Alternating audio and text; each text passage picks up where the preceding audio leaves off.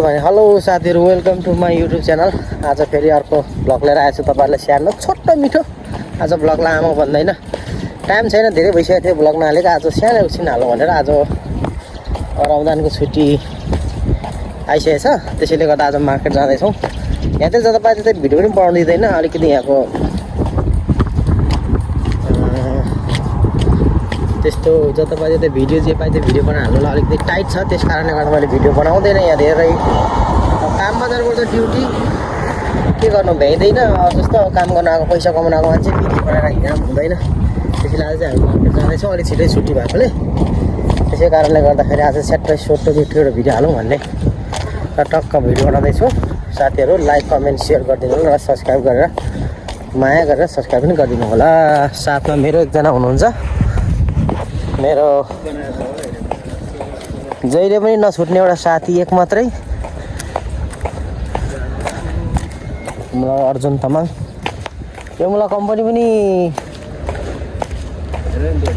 दिनमा 2टा जस्तो आउँछ, फर्किन्छ होइन, फेरि आउँछ। कहाँ तिन उधौ गयो, आएन है दादा। अरू साथीहरू फेरि 3-4 जना, उनीहरू चाहिँ उधौ गएन। हामी चाहिँ फेरि लाग्यो अर्कैतिर। म आज मार्केटमा एउटा सानो सामान किन्नु जाँदैछु, पायो भने किन्ने, नभए फर्केर आउने। यसो पत्रिकामा हेरेर अफर छ भने लिएर आउने एउटा। त्यो त उनीहरूले काट्छ नि। अब कम्पनी बन्दैछ अर्को नयाँ। यहाँ चाहिँ ट्याक्कै हाम्रो काम गर्ने एरिया चाहिँ यस्तो छ। कम्पनी क्याम्प चाहिँ हाम्रो यता छ।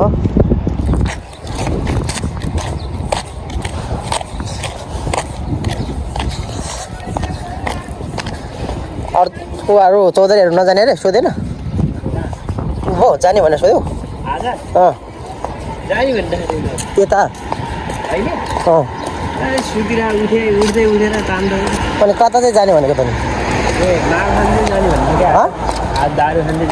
ए त्यस्तो दारू सारू गोली मात्रै, पैसा छैन यार। म त दारू खाँदैन।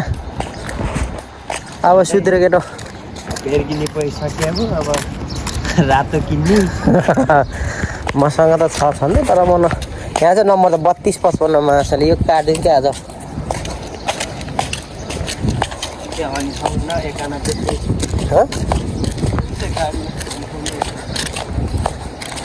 साथीहरू यस्तो मान्छे भेट भएको छौँ, हुनु पनि साथी। अब के भन्ने, ऊ पनि पहिले विदेश चाहिँ बसेको। कहाँ बसेको अरे? साउदी। अनि साउदीमा हातकडी लगाएर नेपाल गयो होइन त। ऊ पनि पैसा तिरेर। अनि यता फेरि म पनि ठ्याक्कैसँगले मलेसिया पहिले बसेको, मलेसियाबाट म पनि त्यस्तै अब हातकडी लगाएर है नेपाल गएको। 2 जना साह्रै भाग्यमानी पढिएछ। त्यही भएर हेरौँ न, हामी बस्ने एरिया ठाउँ यस्तै छ। अनि अहिलेको काम गर्ने ठाउँ पनि त्यही खालको होइन। अनि सेलरी पनि त्यही खालको। माकुरी यार हस्यो। अहिले जुन मैले यहाँ 1 महिनामा कमाइरहेको सेलरी छ, अब भन्दा गफला जस्तो हुन्छ होला। तर एभ्री डे चाहिँ हुन्न थियो, एभ्री मन्थ पनि हुँदैन थियो। तर प्रायः जसो काम चल्दाखेरि चाहिँ यति सेलरी चाहिँ मैले चाहिँ नेपालमा चाहिँ 10 दिन, 1 हप्ता, कहिले नत्र 15 दिनमा चाहिँ इजिली कमाउन सक्थेँ मैले। त्यस्तो चाहिँ त्यतिको चाहिँ मसँग स्किल थियो, गर्थेँ, कमाउँथेँ। तर अब यहाँ यो विदेश अब धेरै कमाउने चक्करमा लोभले मान्छे बिग्रिन्छ भने हो रहेछ। धेरै कमाउने सपनामा यहाँ यो विदेश, यहाँ त माकुरी पैसा त ल्याम्मै। अब 1.5 लाखको 1.5 करोड पो होइन, 1.5 करोडको सेलेरी त ल्याम्मै त उनीहरूलाई। के गर्ने, यस्तै छ। 1.5 करोडमा 1 कचै घटाउनै पर्ने बेला भइसकेको छ होइन। त्यस्तो छ क्या यार लास्टै। तर अब फेरि यस्तो काम गर्नुपर्छ। हेर्नु यहाँ साथी ओनर चलेर कालो भएको छ। सानो होल्डिङले खत्तम बनाउँछ। यहाँ त ठुलो भर्टिकल होल्डिङ गर्नुपर्छ। यस्तो नि हेरौँ नि सबै। के भन्नु, ब्याउने एमएको पोतो बसे जस्तो भइसक्यो न यार। ब्याउने एमएको पोतो बसे जस्तो भइसक्यो न यार।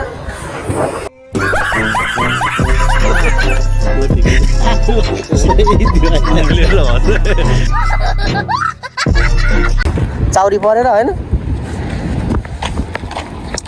ल हामी चाहिँ जाँदैछौँ, अब पुग्नु लाग्यो। या फेरि जता भिडियो खिच्नु त्यही झ्याउ छ कि होइन। पुरा के अरे कामको गाउँ सडिएको लोते ठाउँ। ल साथीहरू हामी चाहिँ अहिले मार्केट गएर फर्क्यौँ। मार्केटभित्र भिडियो खिच्नु पाइँदैन, यहाँ गाह्रो छ। यहाँ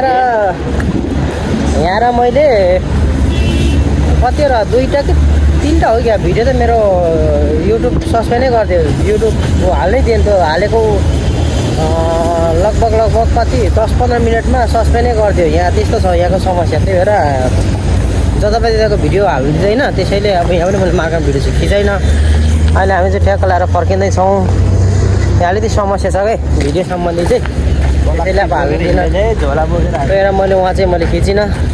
जे किन्नु गएको त्यो चाहिँ हामीले पाइएन। नपाएपछि अब हामीले चिकन र टमाटर किनेर लाग्यो रुमतिर। अब जाने, पकाउने, खाने, सुत्ने। अब 4 दिन सुत्नुपर्ने छ, छुट्टी छ। अब कहाँ जाने, घुम्नु जाउँ। नेपालको 20-25 हजार त सिधै सिधिन्छ। त्योभन्दा रुममै सुता भाइ, घुम्नै नजाऊ भनेर हामीले घुम्न नजाने निदो गरेका छौँ। रुममा बस्ने लुदो खेल्ने होइन, त्यही हो। ल अब पानी पनि पर्न रहेछ। अब यहाँको शनिबार आइतबार चाहिँ यहाँको मौसम विभागले ठुलो पानी पर्छ भन्ने को छ। अब हेरौँ, पानी पर्ला जस्तो मौसम नि भइरहेछ अहिले।